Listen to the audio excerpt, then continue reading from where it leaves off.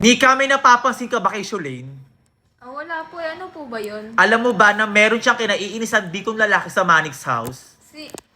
Si Kit. Oo, Ate Jonah. Napapansin ko lagi yung Sko. tinatarayan yun. Oo, si Kit. Lagi siyang bad trip kay Kit. At parang ang iit-iit ng dugo niya kay Kit.